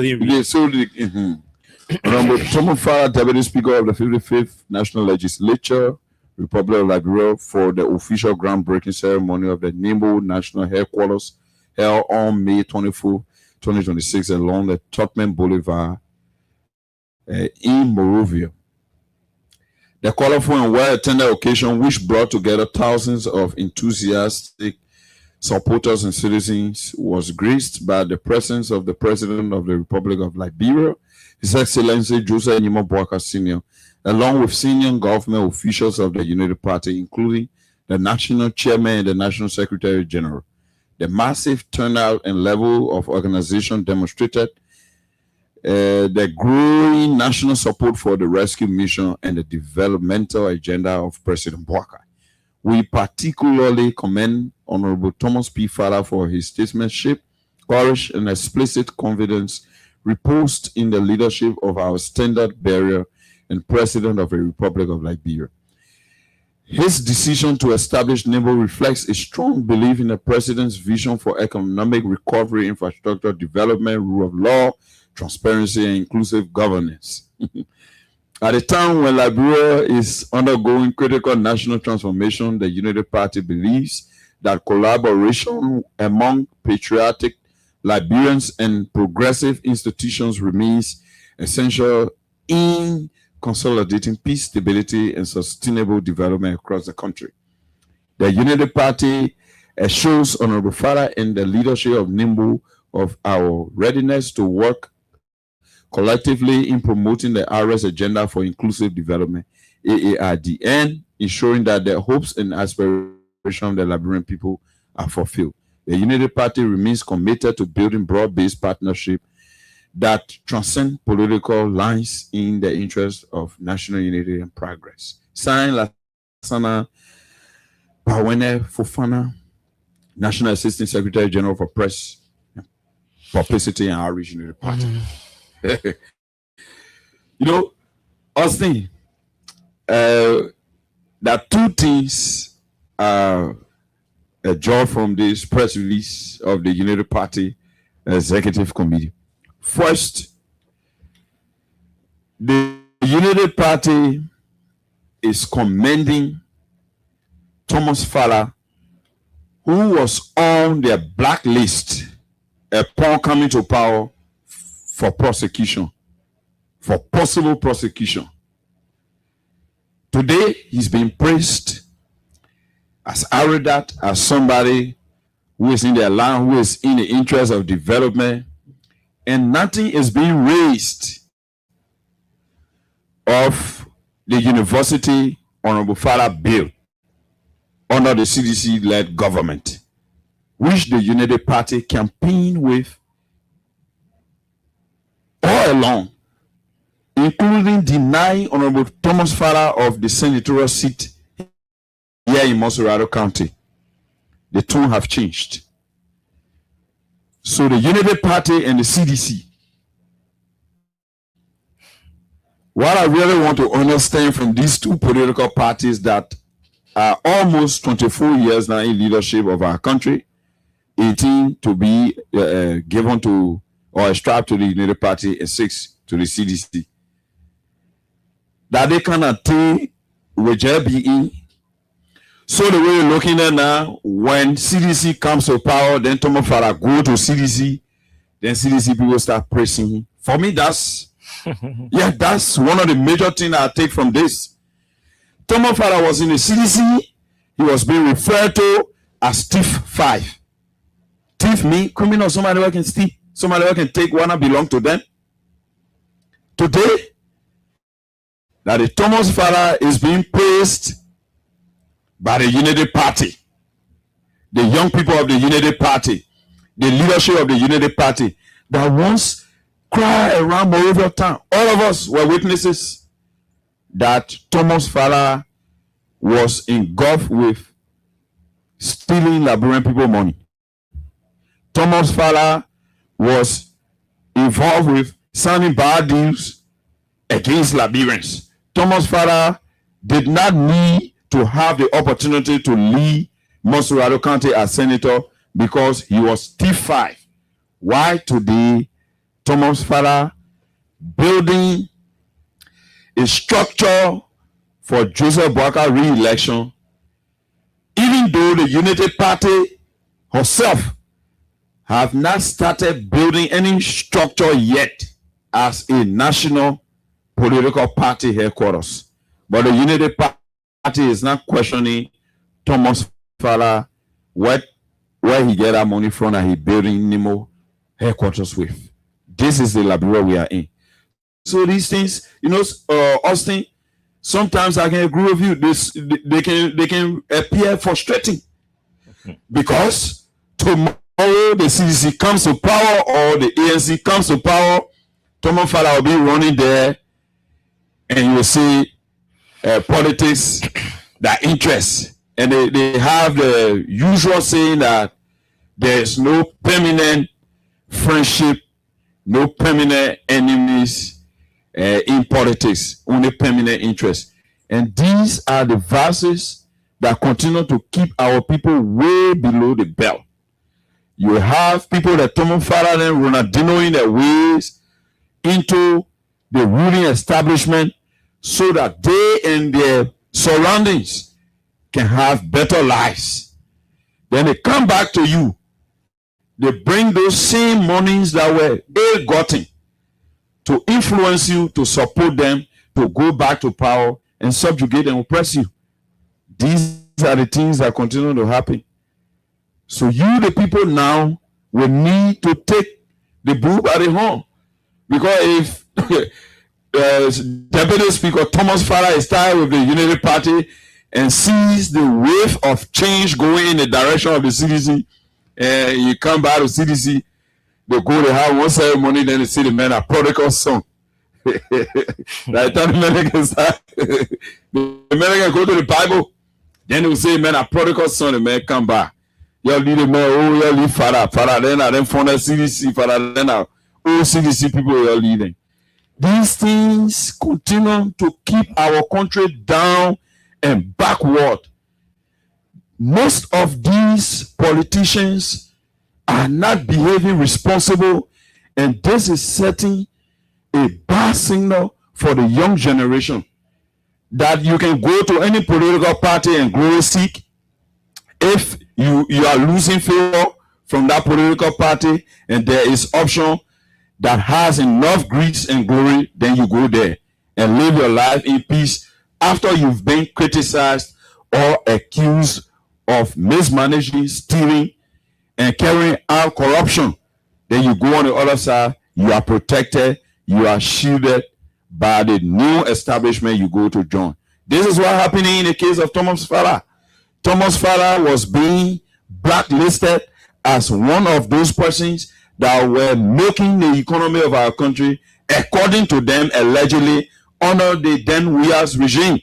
Today, he built a headquarters, even though the Unity Party does not have an official national party headquarters built by the party itself, but an auxiliary that is being established by one of the founding members of the CDC, because he does not want to be prosecuted.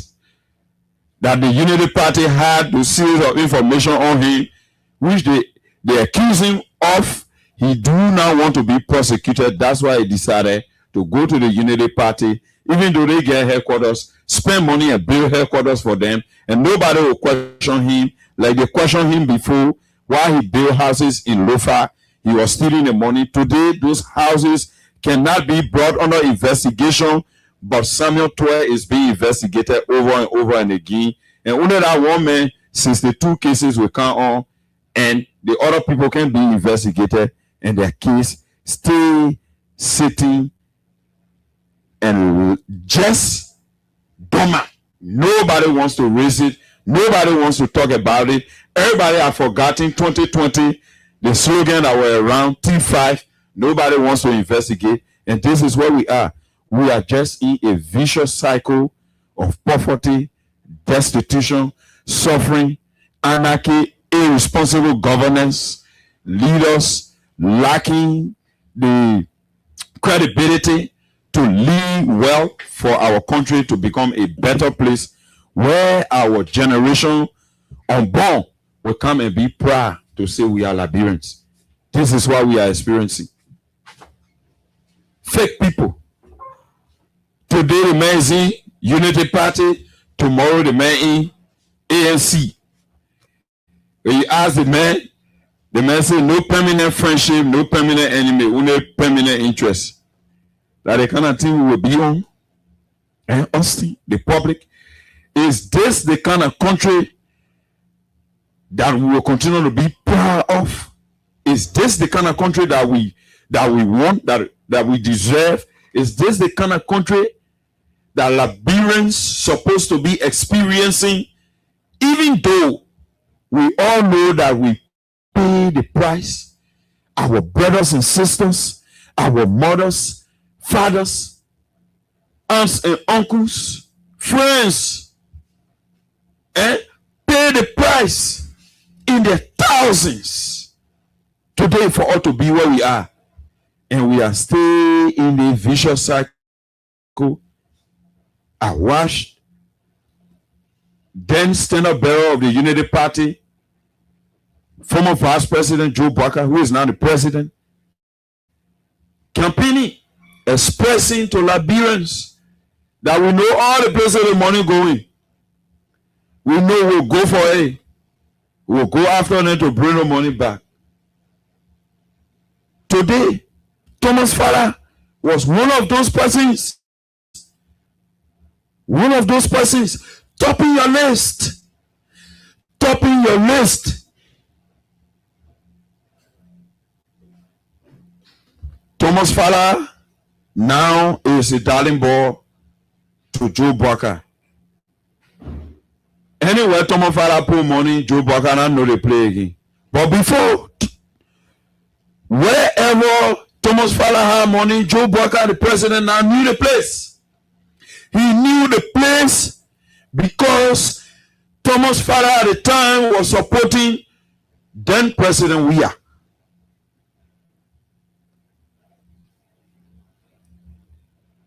You see the kind of system we have, that there is no standard put in place when people are accused of crimes. They don't cross carpet to regimes that are in power to protect them. We have to create an architecture where people will be constrained to behave. People will be constrained to be disciplined. You see the kind of high level of indiscipline. Today somebody is accused of stealing here. They go to the other side. They being revered and paraded as messiahs and good people. How do we as a country, how do we get there? How? Reconciliation, zero. Good governance, negligible. Rule of law, black cow. Legislative oversight and representation, lukewarm. To the extent, Sheikh Al-Mustafa Kuyate just apologized, even though the first time he appeared, he said he wouldn't have apologized to anybody, to include plenary. He apologized under duress. He apologized under duress. He was being coerced. In full glare, the fact that this man appeared and said he wouldn't have apologized, and he stood by everything he said, that they received bribes to remove Honorable Koluba, and they've been receiving bribes to sign concession agreements. He said he stood by his words or by his word, and this man in no time will buckle and capitulate by apologizing to the legislature. Men have been succumbed. Yeah, men. Tell me. You see? He apologized. His man who was being succumbed to the winks and caprices of the power that be, he apologized. Under duress. Do you know why? They have, under Article 44 of the Liberian Constitution, they have that power of contempt.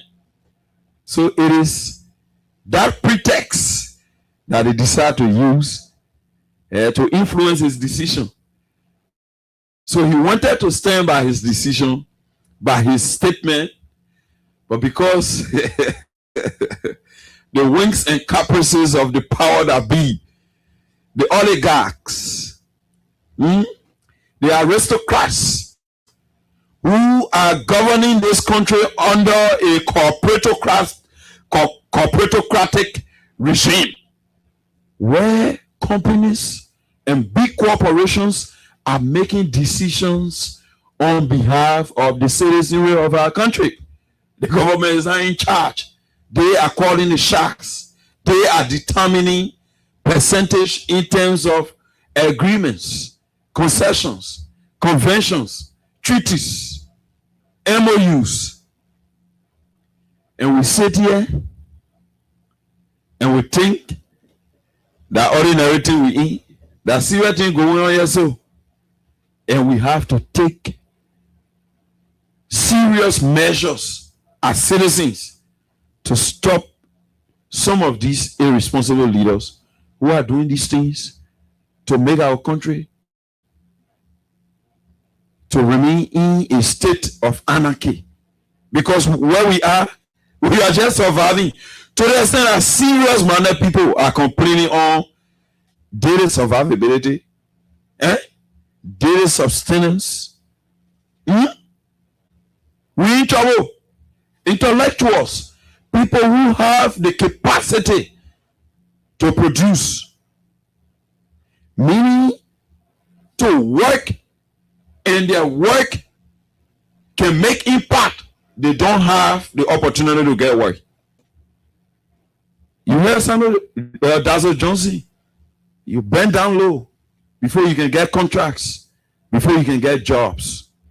These things are inimical to the democratic tenets that have upheld this country in peace, stability, and social justice, for which President Bouaka got the opportunity now to lead our country as president.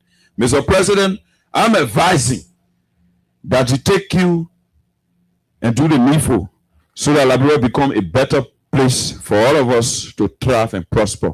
And Liberia will develop and we'll have peace and security. Call us on those numbers on 0776 104 104, 0776 104 104, 086 500 104, 086 500 104. Our diaspora callers, they are the only people to call us on this exclusive WhatsApp line, plus 231 86 500 104, plus 231 86 500 104. Call us and be live and have your say on talking points we had on our menu tonight. This first call. Hello, your name and where are you joining us from?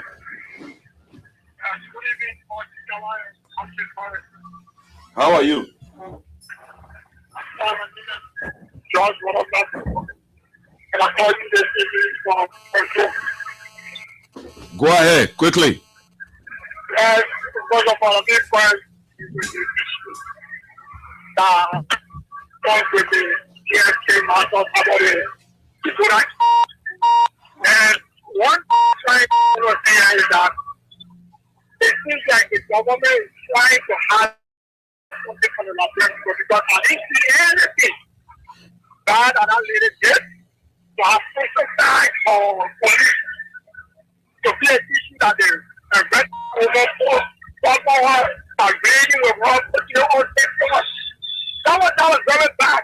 Okay. Out of the government. Okay. Oh, very bad. Okay. So we'll leave it there. We'll leave it there and go to this caller on line 2 and take our second call. Hello. Yes, you have to reduce the volume of your monitor.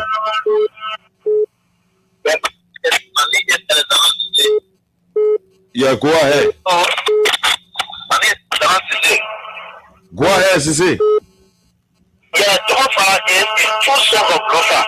How can you go against the fellow Now Gofa for accusing man of the same trap? That is our tradition. Hello? Yeah, hello? So it means that you agree for us to reduce Liberia to tribalism and sectionalism, right? Regional dynasty.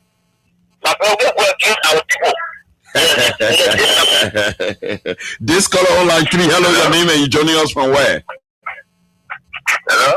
Hello, your name and where are you joining us from? Calling from Yeah, go ahead now, quickly. Oh, this guy came to sleep on us. Hello?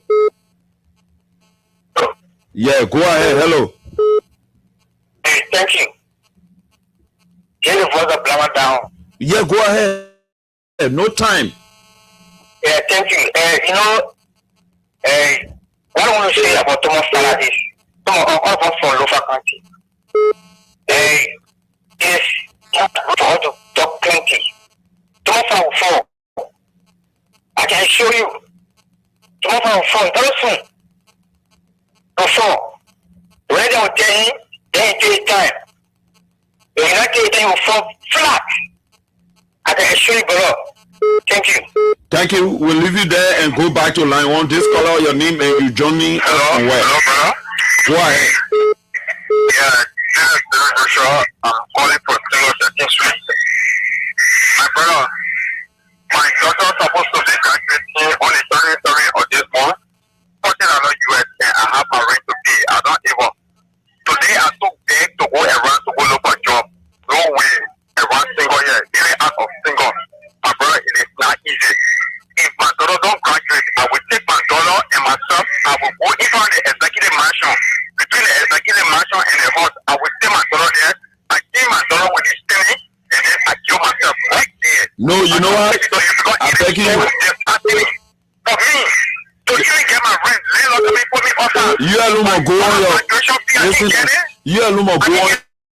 You and Luma go on your woman protest. Keep our young lawyer for I will carry tomorrow. my daughter along with me because when I Who go has a there, future? the police will beat me. So my daughter will go and then she'll be there. What will happen? I will rather carry myself there. No, it is too disheartening for me. don't. I can't do that, brother. Okay. I can't do that. Okay, don't do what happened in Tunisia with Bouazizi, Mohamed Bouazizi. This color, I think this is a general.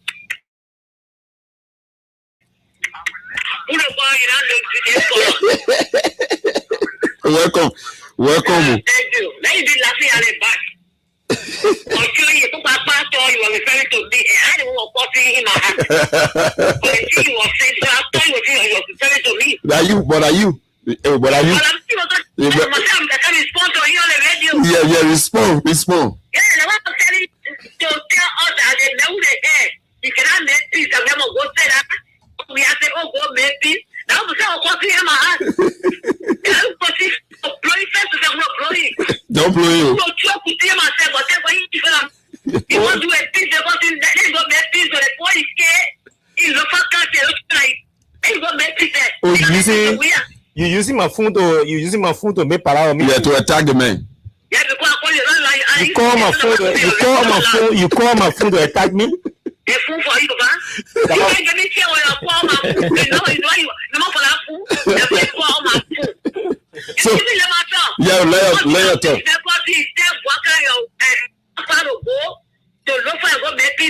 People are the care there. Not just we are because in the head of the country. When we are won an election, you call it as a father, papa, and win the election. Let people get at war. They refuse. The Mercor cabinet needs to call all of them refuse. And they see a well local country. So the way he wins, we are quite fast. Let's say, oh, but then you win. So you hear the way. So then you come, we are to the field. What has to do? So that man, she will put it around, he tell you, know, then we are made, say, F was here for you. So don't be. And then with that, but a new man wants to and now we'll go to, we're going to another bad piece there. They want to look at that, for long as there, and there's an aim, they bought me in the heart. We name my heart. It ain't in the heart. I don't want to eat that, so I'm going to show you a pastor, and they in a corner. We see you, General. General, we'll see you. Today morning. Today morning. Okay, I'm a different way. Okay. You are the nurse. Okay, the nurse. Then of course, you can't work. You might say all the things, but that's inside or not inside. This is how the people. Because you're saying for that rule, you not public to say you can't must have 1 year, then 1 year. No, let's take precaution before I so up. Keep the process for la belle keep okay. They keep another but they keep respect. Well, I see, but I would not know. But let's take precaution. Anybody can let's take the measure. Put on your gloves, put your face down. Wear your eye and video and me readiness. If she say Ebola here, also see the come on, coffee or everything, she's talking about something. I'm a bar. it's prejudicial. It's prejudicial. You know, from then local, so let us call the woman what she said, what is the report to the member of our clan. And the person that they put really all who never this is the one thing. She said, what taking the woman to court or to sanction? They could do this government, nothing they cannot say. Okay. Nothing they can do. They can't listen. What was some guy, yes? Well, they put okay there. They are some guy what make peace there. So I'm telling you, thank you. Yeah, thank you, General. Say you call the man phone to come make play with the man. Yeah, this caller. Hello, your name and where are you joining us from? Oh, this is. Hello to my two boys children in studio. Oh, Ma'am Beatrice Williams, welcome to the platform. It's Junkies Morris and it's Austin Kawa. And this is how to you. Yeah, go ahead. The discussion that my son was on for reconciliation. Austin, I know you too for my son. Don't even waste your time on the people then. Judge, we are upon his death to make peace, to bring peace to the country. For your own president called Dr. Imam Fatai, it was not his death. The peace that we're supposed to have with Yanni for in this country. He just wants to divide this country. Judge, we are upon his personal death. Let me tell you, the point get up over the same speech in Afro. If I speak to you one or two times, give myself confusion, and I speak to you and decide to reconcile with you. You don't need reconciliation. I will withdraw myself. I will not post speech because I know my post whether good that in your heart, it will either be for your feet or it will not be for your heart. So speech that post. Speech is that post. They may have done a death. What kind of African president is this war? Before I say West Africa, what kind of president will you will be leading there? Maybe one person, and they will take power and give it to you, congrats you, they call you, so your pay you off soon, that congrats. We were selling power, but still, you know, Georgia did that too. This is because president, when last he ever called Georgia to congrats Georgia, or to tell Georgia, my son cannot say that. He never ordered a Georgia. He can't even be compared to Georgia. Whether he's making $1 million, what money he's talking, he's making. How you will not be compared to even Georgia? Let me tell you now, Georgia might even need a peace. Nobody need a peace. We don't even want for Georgia to reconcile with you. Let you carry a reconciliation for the United States people. Let them reconcile themselves. Before I say CDC, then before I say last Georgia. Austin is saying. If the country divide, they will be divided. We will accept anything he say. We will accept it. Yeah, and now the woman that they arrested, all the things that they bless we here, people bless we all kinds of things. They don't go for free again. But the woman, they went to that meeting. When that woman was not going to come out to say the Ebola in the stand. If the woman was not going to do publicity to polish what I went up, she just want to deny it. What she said, and the woman brought up, she just want to deny it. So the woman, even go on that woman here. Just thank you for having me. So then you carry a piece on our side, and then you go reconcile. Come on, but I like it. We must go do any kind of thing. Nobody needs a serious again. Okay. Finish with him. Thank you. He must be thinking that who got the boy, God will know who be who. Thank you for This caller, this is our last call for tonight. Your name and you joining us from where? Ish Bono Kamara calling from Connecticut County to what district? Yeah, Kamara, go ahead quickly. No time. My statement is just short. When it comes to Tifa, I want to politically dare Tifa. Then it's something in district to all contest. I will fucking good with that. That is a good district. I say Tifa, don't forget the popular library. One district, you must enter there. We enter here, one district. I will fucking good with that. Wow. You must equal on that one. So you can give it to me. Okay. Thank you. Let's take this exception. Hello. Junkie Morris. Yeah, go ahead quickly. Yeah, how you coming? Give by God's grace. Yeah, this is Vanukia, the 1 million we are sending. Yeah, thank you for your topic on this discussion. So, Austin, Kawa, let me tell you something. President Weah has reconciled with Joseph Walker ever since. When President Weah was in power, all the things that President Joseph Walker was needed, he did everything for him. He take him to hospital. He do everything for him. During the inauguration time, President Weah, before President Joseph Walker hand up, that was the sound of reconciliation. So why are you trying to tell all that? George Weah should go reconcile with President Weah? No. And President Weah want to go reconcile with Joseph Walker? No. Let Joseph Walker go reconcile with George Weah. But I know for sure he will not happy because that papi have poor. The hard I can get that is suffering him today. That is suffering the government. Okay. Where you at? Where can you stop or stop slipping? That is suffering the government. Whip your hands. And so, come on. I know you're sleeping. I gotta whip my smoke, yeah? Okay, let's go. If you were there in the diaspora, in Europe, the United States of America, the Caribbean, and wherever you are following us via our live stream, we want to say thanks for following us. Keep following us on Freedom Hard Talk here on Freedom FM 87.9, our online radio.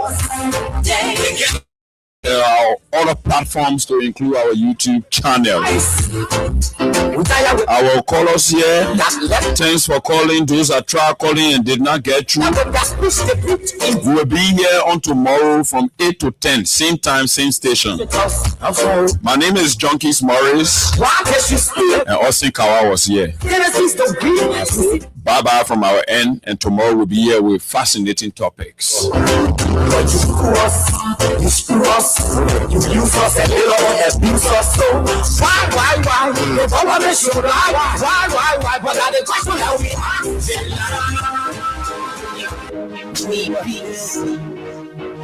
You can hear me. Equal rights and justice. I don't you